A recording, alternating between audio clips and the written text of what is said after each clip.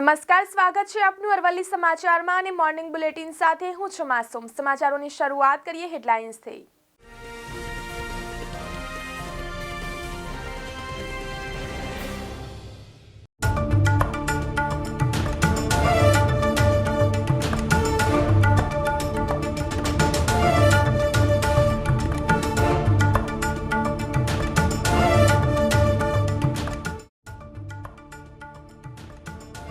Mehsana ડિવિઝનની 800માંથી 365 ST બસો 22મીએ PM મોદીના કાર્યક્રમમાં ફાળવાઈ। 125 બસ તરફ, 200 બસ અમદાવાદ અને 40 બસ નવસારી કાર્યક્રમમાં જશે। દેશી લાલ મરચા તો જોટાણાના મરચા ઉત્પાદનનું પીઠું ગણાતા જોટાણામાં દેશી મરચાની આવકનો પ્રારંભ।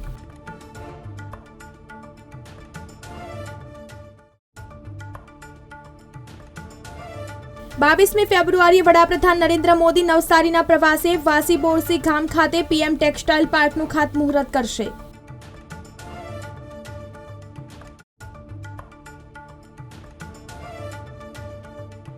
પ્રાયોગિક પરીક્ષાનો પ્રારંભ। મહેસાણા જિલ્લામાં ધોરણ 12 બોર્ડની પરીક્ષામાં 4114 છાત્રો ઘટ્યા।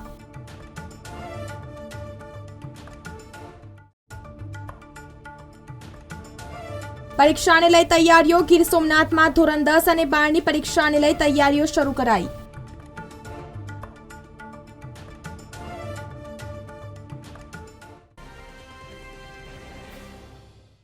સમાચારોમાં વાત કરીએ તો ગુજરાત માધ્યમિક ઉચ્ચતર માધ્યમિક શિક્ષણ બોર્ડની પરીક્ષા 11 માર્ચથી શરૂ થશે। તે માટેનું એક્શન પ્લાન જાહેર કરવામાં આવ્યો છે। રાજ્યના 1634 કેન્દ્ર પર ધોરણ 10-12ના 15 લાખથી વધુ વિદ્યાર્થીઓ બોર્ડની પરીક્ષા આપશે। ગયા વર્ષે ધોરણ 10-12ના 16.49 લાખ વિદ્યાર્થીઓએ પરીક્ષા આપી હતી। આ વર્ષે ધોરણ 10માં 9,17,687 વિદ્યાર્થી નોંધાયા છે। બીજી તરફ વાત કરીએ તો ડીસામાં ફરી એક વખત હવામાનમાં પલટો આવ્યો હતો, ત્યારે ખેડૂતોમાં ચિંતા જોવા મળી રહી છે। ડીસામાં હાલમાં બટાકા કાઢવાની સિઝન ચાલી રહી છે અને હજુ પણ 50%થી વધુ બટાકા ખેતરમાં પડ્યા છે। જો વરસાદ થાય તો ખેડૂતોને ખૂબ જ નુકસાન થાય તેમ છે। રાજ્યના હવામાન વિભાગ દ્વારા તારીખ 21 અને 22 ફેબ્રુઆરીના રોજ હવામાન પલટાશે તેવી આગાહી કરવામાં આવી હતી। ખેડૂતોની ઓછા ભાવની બુમરાણ વચ્ચે સરકારે હવે નિકાસની છૂટછાટ અને ઓછી આવકને પગલે આગામી દિવસોમાં ડુંગળીના ભાવમાં વધારો થાય તેવી સંભાવનાઓ વ્યક્ત કરી છે। દેશમાં ડુંગળીના ભાવને મામલે તડાફડી મચી રહી છે। જોઈએ આ અહેવાલમાં। રવિ સિઝનમાં ડુંગળીની ઉપજ ઓછી થવાની આશંકાથી બજારમાં પુરવઠામાં ઘટાડો થવાની ચિંતા વ્યક્ત કરવામાં આવી રહી છે।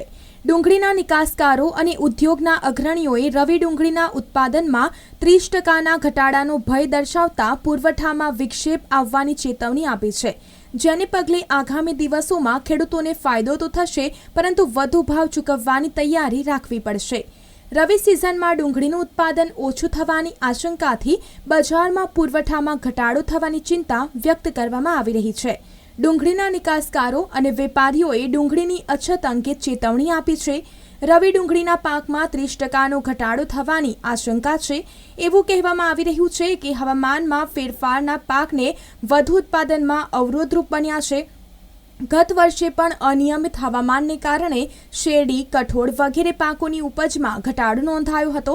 તો નિકાસકારોએ જણાવ્યું હતું કે માર્ચની શરૂઆતથી ડુંગળીના ભાવ અને માંગમાં નોંધપાત્ર વધારો થશે, કારણ કે એક તરફ રમઝાનના તહેવારમાં માંગ વધશે તો બીજી તરફ ખરીફ પાકનું આગમન ઘટ્યું છે અને રવિના આગમનમાં થોડો ફરક છે।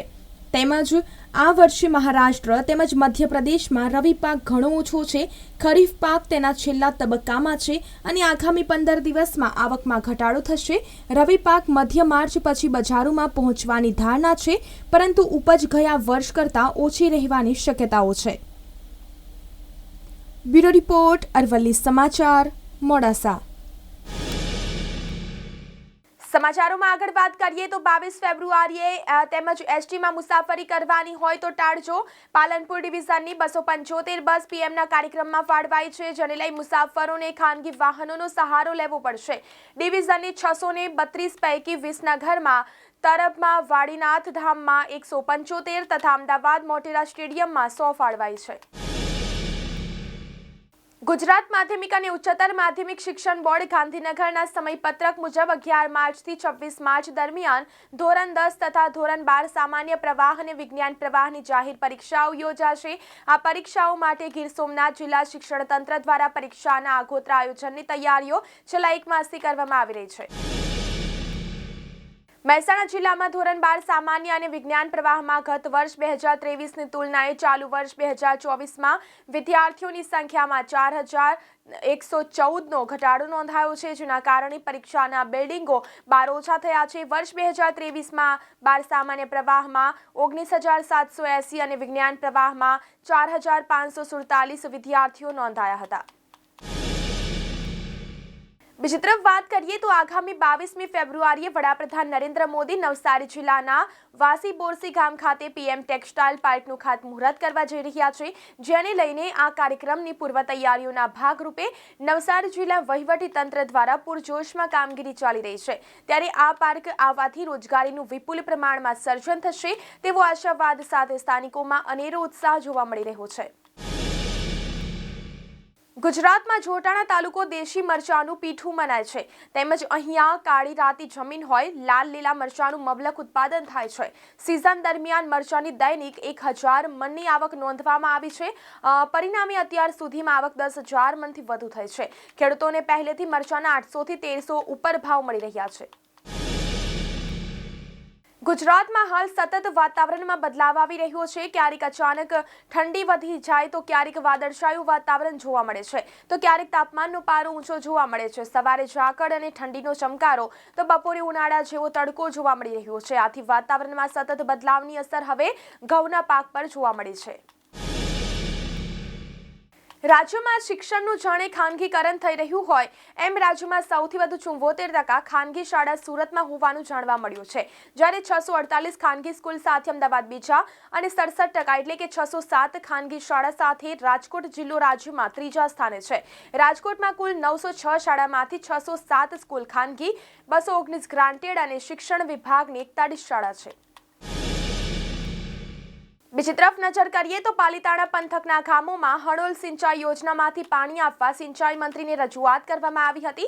આ રજૂઆતથી પાણી છોડવામાં આવ્યું છે, જેથી આ પંથકના ગામોના ખેડૂતોમાં ખુશી વ્યાપી છે। સરકાર દ્વારા સૌની યોજના તળે હળોલ તળાવમાં પાણી પુરવઠો આપવામાં આવ્યો છે, જેમાંથી આસપાસના વિસ્તારમાં નદી તળાવોમાં પાણી આવ્યું છે। વિસનગર તાલુકાના તરફ અમદાવાદ અને નવસારી ખાતે આગામી 22મી ફેબ્રુઆરીના રોજ પ્રધાનમંત્રીના યોજાનારા કાર્યક્રમમાં ગુજરાતના અલગ અલગ વિસ્તારોથી લોકોને લઈ જવા માટે મહેસાણા એસ્ટ ડિવિઝનના 12 ડેપોની 800 બસ પૈકી 365 એટલે કે 45% બસો ફાળવવામાં આવી છે। આ તમામ બસો આગળના દિવસે તારીખ 21મીએ રાત્રે જે તે ગામમાં રવાના કરવામાં આવશે। તો આ સાથે મોર્નિંગ બુલેટિનમાં અત્યારે બસ આટલું જ। નમસ્કાર।